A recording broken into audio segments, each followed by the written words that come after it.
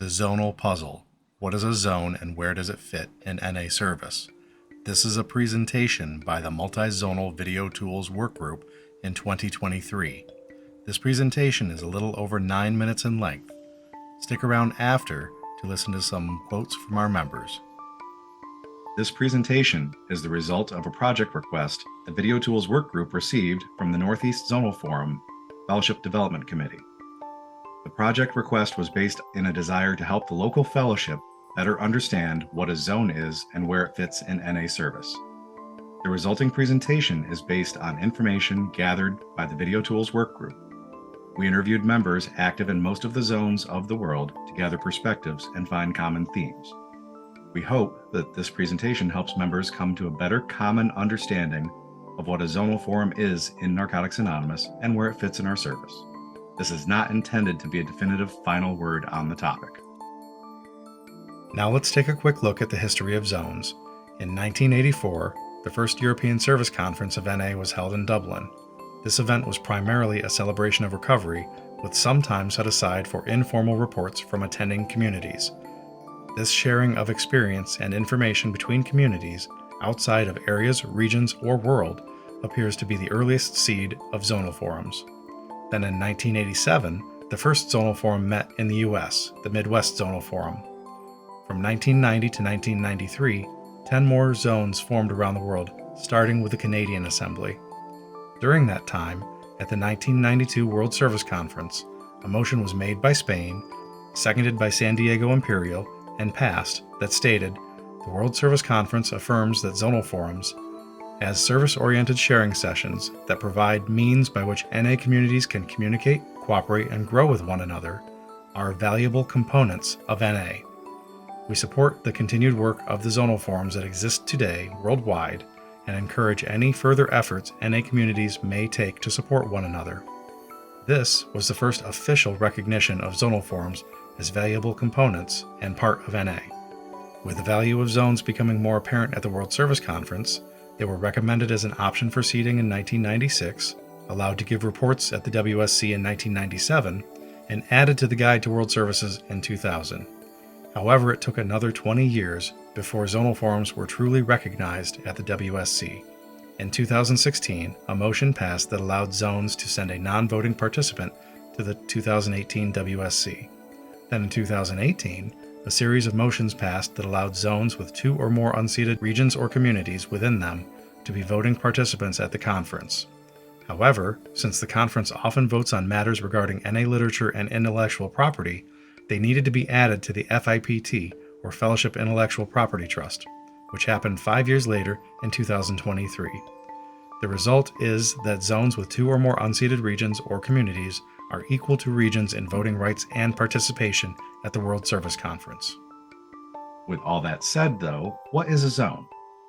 Although zones in NA have been around since the mid-1980s, they have long been misunderstood and difficult to define for many. Unlike groups, areas, and regions, zones don't seem to follow any predetermined form, function, or even purpose. Even their original purpose varied by geography and culture. In the US, they formed to give regions a place to talk together. Outside of the US, they primarily formed to collaborate on services, especially fellowship development. So even in their beginning, there was no one-size-fits-all definition that appeared to apply. Here are a couple brief quotes from our interviews on this topic. There are more quotes after the end of this presentation. A zonal forum are a service-oriented sharing and business session that provide the means by which NA communities can communicate, cooperate, and grow with one another. The Western State Zone was more of a collaborative effort, really coming together to learn, to collaborate, and support one another, but just recently has started providing direct services. We're doing work groups and putting on workshops and bringing the message of PR, H&I behind the walls. We're really excited about fellowship development. They all provide a forum to come together and share information. Amazing mix of cultures. It's a collection of regions to serve the addict.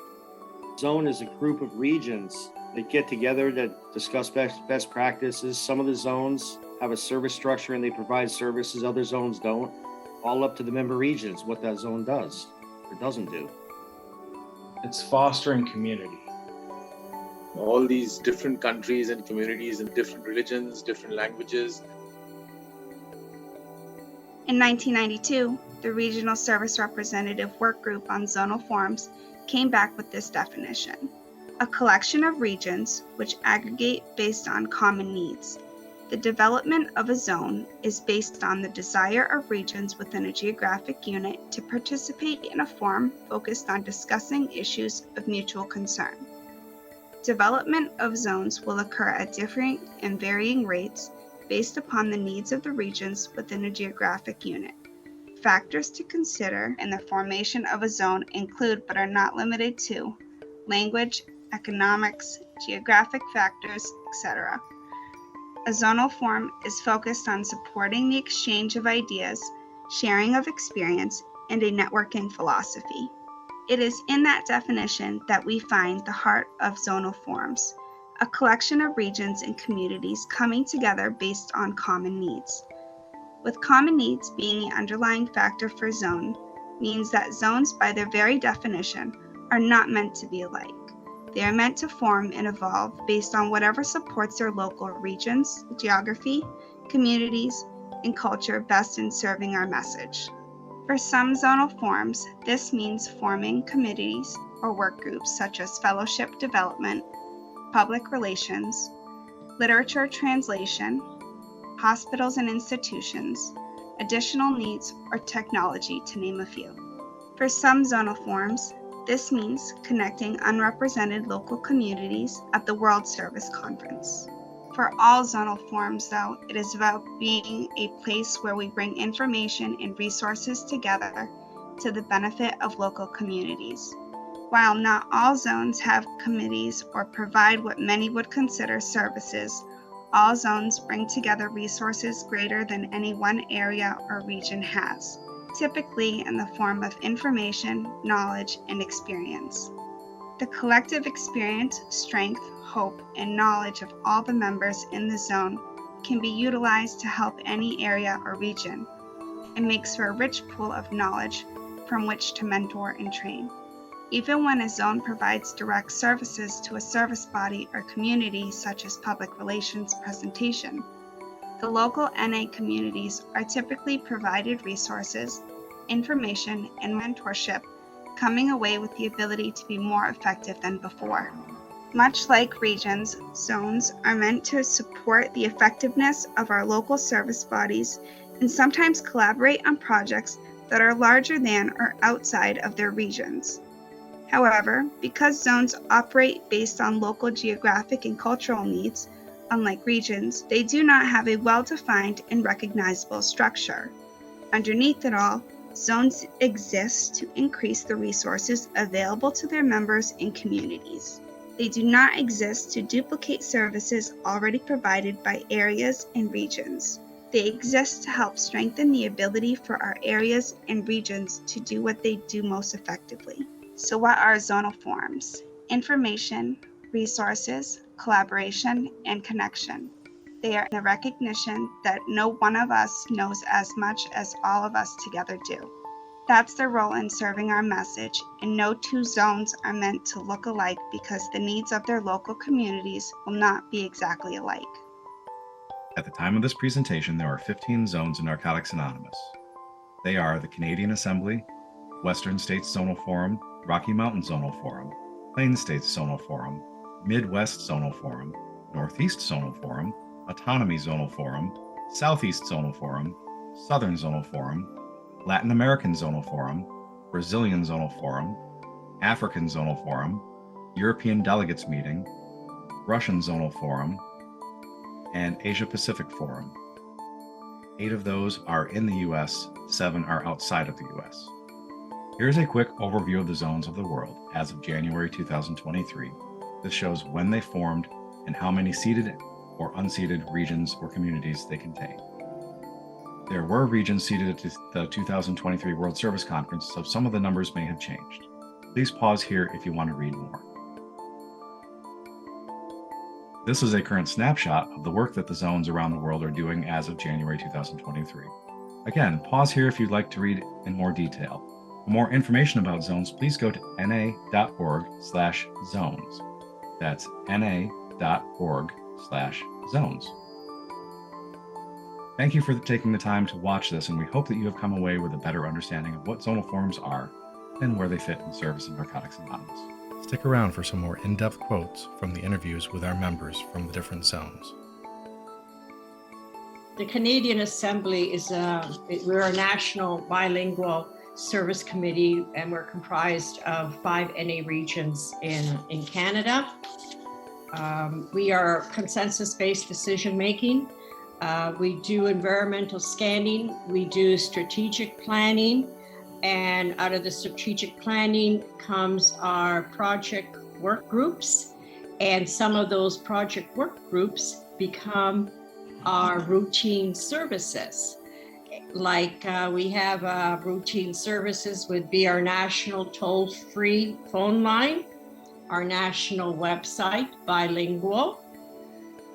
We have a national convention once a year, and it rotates across Canada depending on where we meet for our annual CANA meeting. We only meet once a year, and we have 3 virtual meetings throughout the year.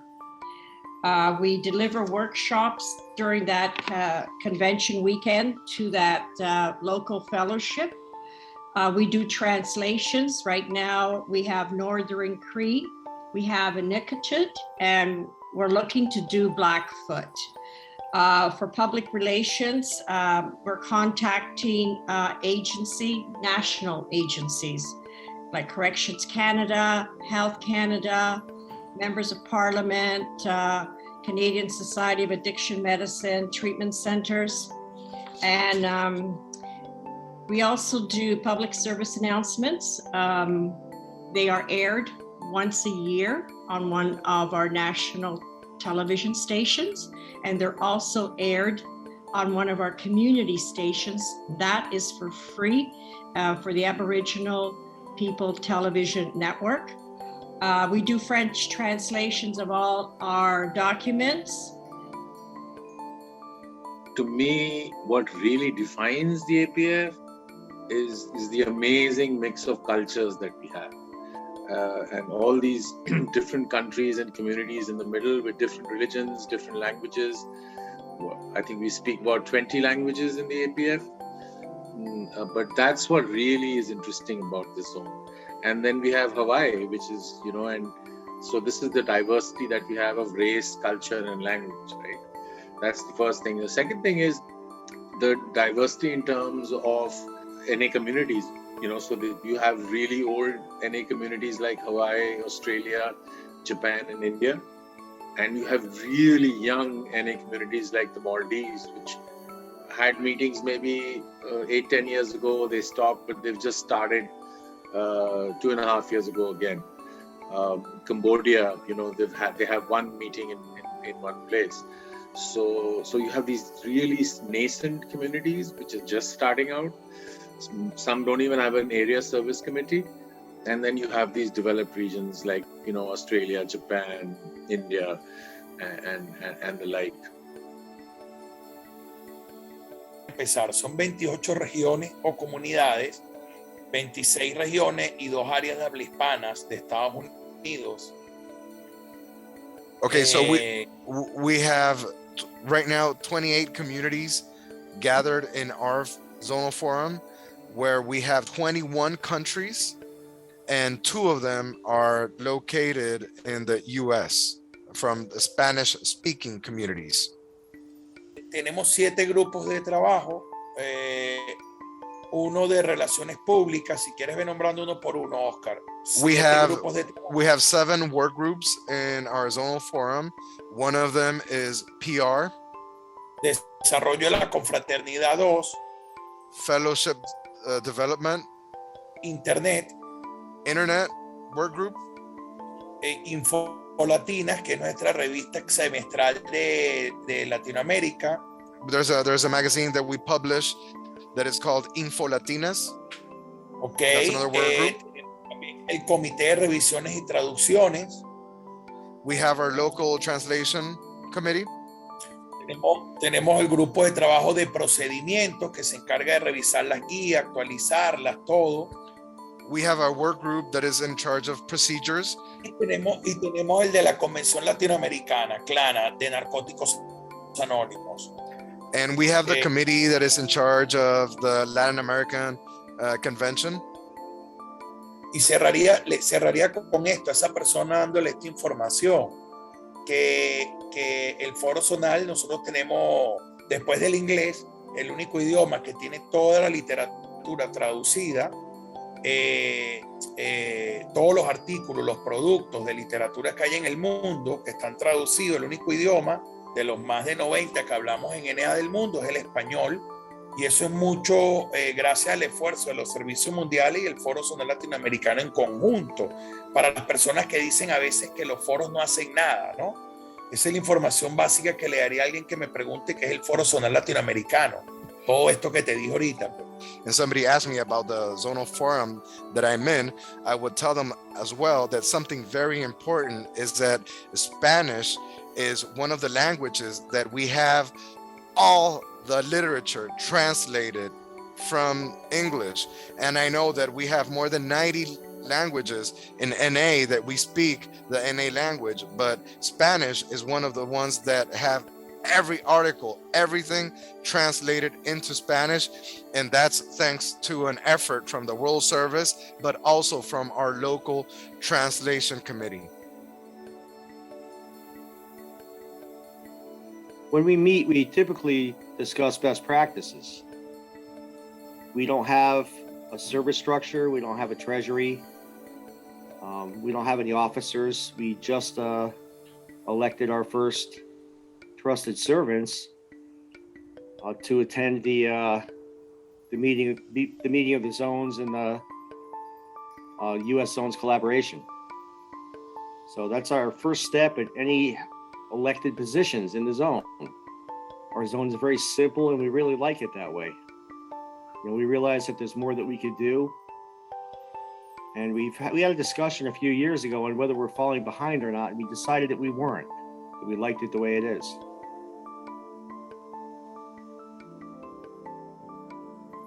Fellowship development started some years ago, but what happened was it was catapulted into a whole entire different level in 2018. We were invited to go to Alaska for our zonal meeting. It was January of 2018 at minus 27 degrees. And when I stepped my foot down on that land, that state, it was like, oh my gosh, I could just feel the spirit. It was awesome. And the people there were so lovely and were there and supportive and took us to all sorts of different meetings, and we got to do outreach. But what was so special about Alaska is that one of the members there in Fairbanks took us up about a 2.5 hour ride up a mountain in the dark, because it's dark in Alaska in the winter, but it was dark and it was at night, and we drove for a very long time and never saw another person until we got to Nenana. Nenana is the city that we went to. It's very small, and Native Alaskans live there, and they have some tribes there. And the chief of one of the tribes invited us to come and put on a PR presentation because they're dying from meth addiction in masses. And so we all drove up there, and we were able to put on the presentation. We broke bread together. We talked, we chatted, we laughed, we cried. It was just wonderful. It was amazing. It was an amazing, amazing experience. So 3 years later, they still have meetings, and they have a women's meeting now, and they added another meeting. And what happens with service is that the gentleman that arranged all this, and he's just a dedicated member of Narcotics Anonymous, and he went up there every single week for like a year and a half. And finally, he had to step back and let them do their thing. But he made sure that he was there to support them in every way they can. So that's what fellowship development is about. But our zone does fellowship development every time we meet in January.